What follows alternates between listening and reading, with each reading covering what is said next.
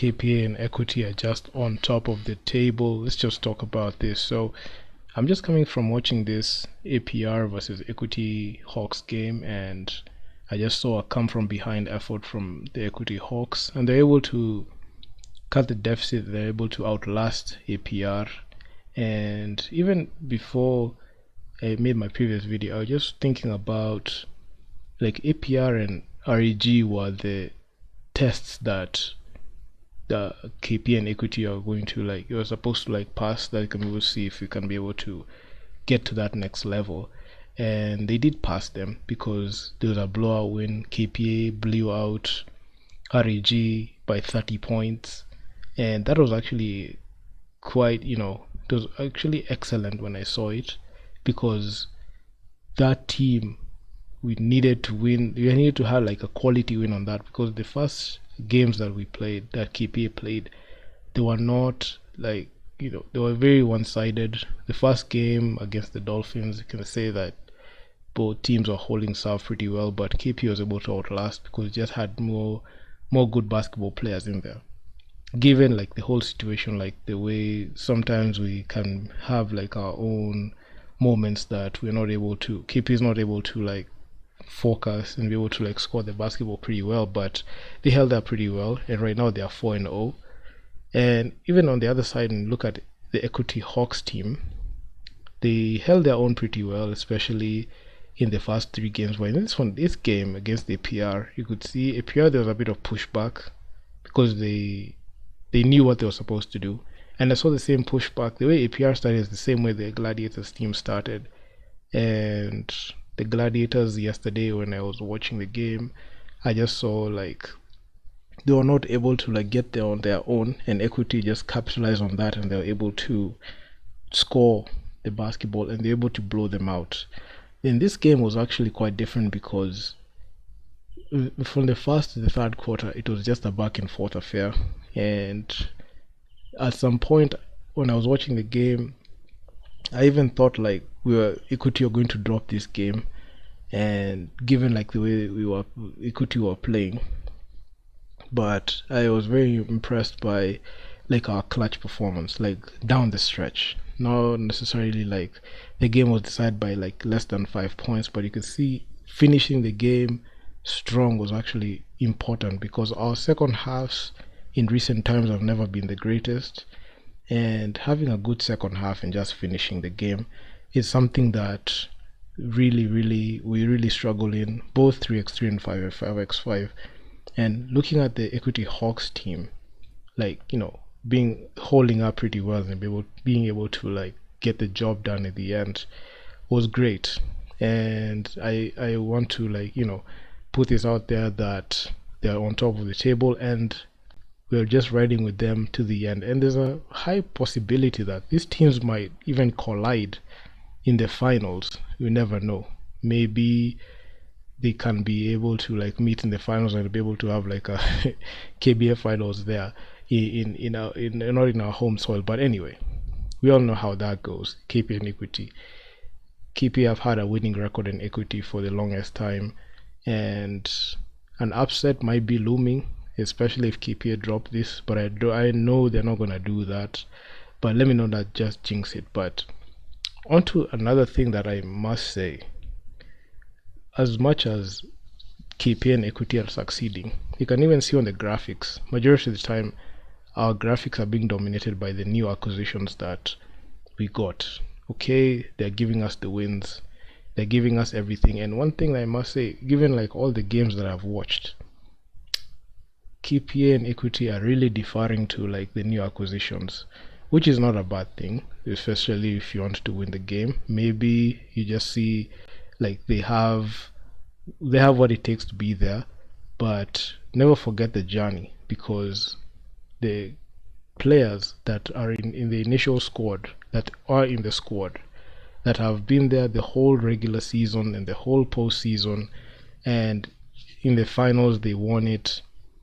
Some of the players got dropped, and the new acquisitions were given first priority so that they can be able to like game there.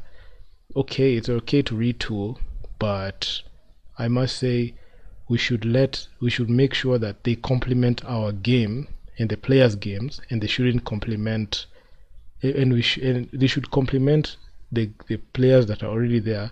The other players should not complement them, because they are not supposed to be looking they are not supposed to be looking like this is their team, because they have not been there. They've just, they're just bus riders, if I can say this. The other team players, they are bus drivers. They have been there through the whole regular season and the finals, and for both teams, KPA and Equity.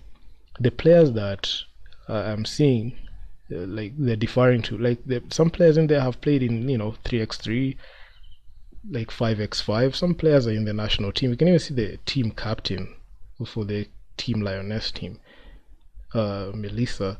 She's not having like the greatest stretch in games, and she's been very streaky, and we're not getting as much production as you need and leadership in there. Okay, I know some leadership is there, but leadership in like being there, being the focal point of the offense, because the keys to the organizations have been given to the recent acquisitions. And I'm not saying that it's a bad thing to like let them lead the team to wins, but the real upside is they're giving you wins, and you're seeing them. They're dropping those performances, 20 plus, 15 plus point performances.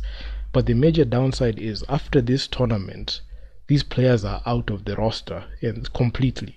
They're just on contract. They're just on 10-day contracts. So as much as you're trying to rely on these players, there is no way like they're going to stick around the roster, because even looking at the Equity Hawks, they brought in Valerie, they brought in Mary Lisa. These are two players, and Christina King. These are three players that play for the ZTEC Sparks team.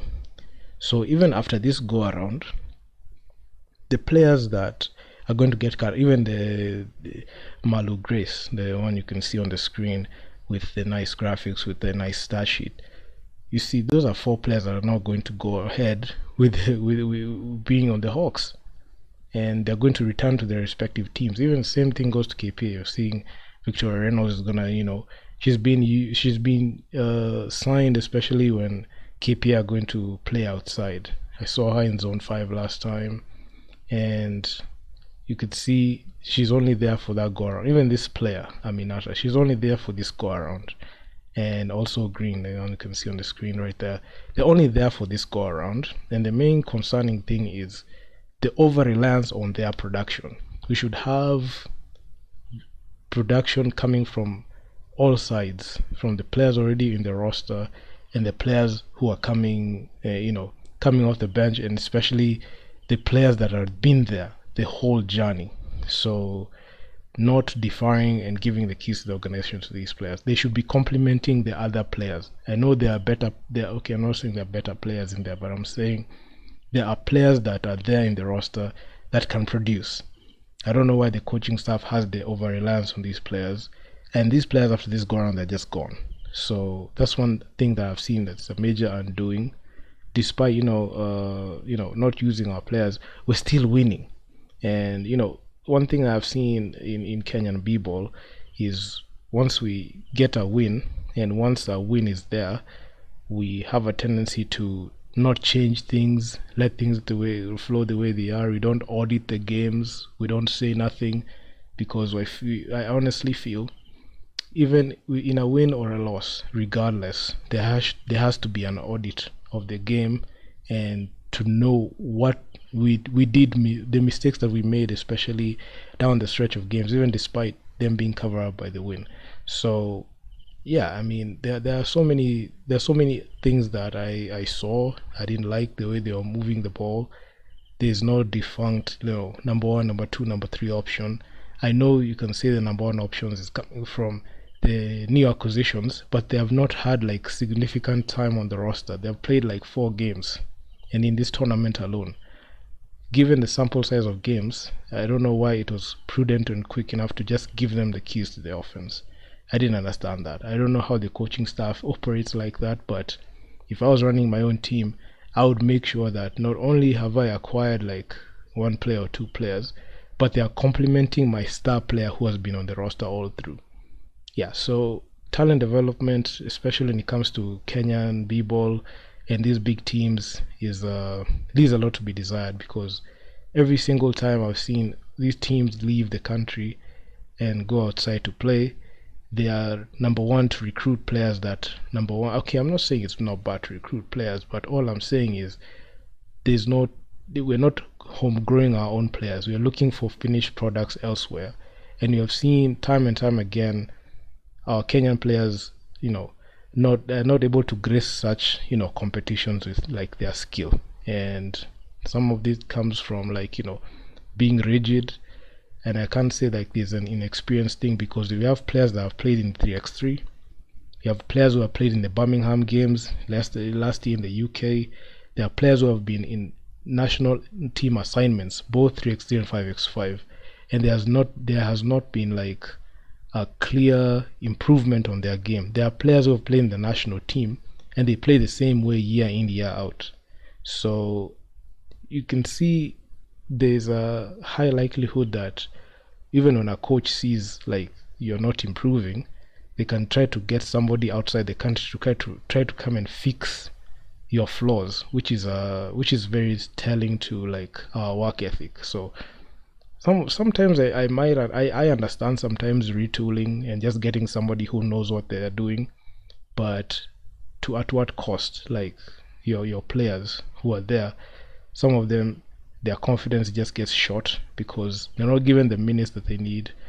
They have been on the roster. I'm not saying that they deserve minutes, but they earned it when they have been there in the roster all through. Yet when it comes to the big stage where they're supposed to like show up, they fall time and time again. So sometimes they can really take a step back and understand like why these teams are getting players from outside to come and represent. So it's a sad situation. I look at it objectively. I don't try to be subjective when I look at it, because if you try to be subjective, you'll come up with the hypothesis that we don't need these players from outside to come and fix our problems. So I must say sometimes I feel like it's necessary so that you can be able to like get past some such contests, because fair game, other teams are doing it, so why not why not Kenyan teams to do it? But in the back of our minds we should know that even with that situation ongoing, we should at least find a way to be able to home grow or improve or make the players get better, so that we have we don't have like a lot of like times where we are getting like we are over relying on these players.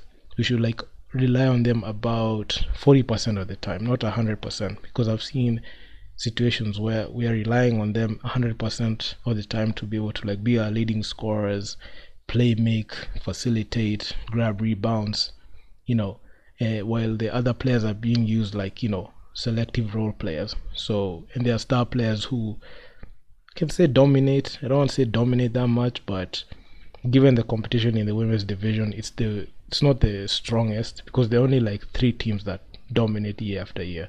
So it's KPA, Equity, and ZTech. So it's the women's division has always been circling around those teams. So looking at even this whole situation, I must say we should take some lessons from this. We should look at the win and you take the win, but also try to find a way as to how to improve players who have already been on the roster and be able to like use them to our advantage, and at least try to like make sure like the offense and defense is balanced. You shouldn't be getting somebody outside to come and fix our mess all the time. So that's all I have to say about that. So I'm very excited. I know KPA and Equity might be on a collision course. Hopefully they're able to, be able to compete against each other in that stage, because they've been then done that in Zone 5 like a couple of years ago. And I'm so happy that we have been able to like hold up against REG and APR. I'm not saying that they're superior from the other teams, but looking at this competition, I must say there's no team that can be able to like push us around. Both teams, because last year it was actually quite different, because we had a Sporting. A Sporting was a formidable force. They went ahead to win Zone 5 and as well win the Africa Women's Cup. So they are just out of this league. So that is where we one of these teams, either KPA or Equity, are supposed to get there. And yeah, I mean, another thing I even noticed was like all the teams that I've seen, like they when they play, is they have like the national flag on their jerseys. Like his Nine Legends, they have their flag there. I'm not sure why. I've only seen REG. I've not seen REG have like a flag there, but I've seen um I've seen a couple of teams their flag. Maybe in the maybe in the next contest we should have like at least a patch of our flag on there, because as you can see, even on the scoreboard or even on like in the graphics, you're seeing like the team logo and the country. So people should understand that these are teams that are representing the country, and it's something that I noticed, and I feel like they should like try to fix that as well, because if you're going there as KPA, of course you're going there as Kenya. That's to some extent, because they're going to refer you to as a Kenyan team, not even KPA per se. So yeah, even Equity Bank, people will be asking, where is Equity Bank? Is it a Kenyan team? So we somewhat need to like do that, because it will assist a lot. So yeah, man. So if you guys like the video, make sure to leave your feedback down in the comments on what you think. I'll be just popping by, just making such videos, because I have fun when I just give my thoughts on it. And hopefully you like this new format. I will be popping up just talking about these games. And I'm out, guys. Peace. Make sure to subscribe to the channel. It really helps me out a ton. And hit the bell, because a lot of videos are gonna come out. So peace.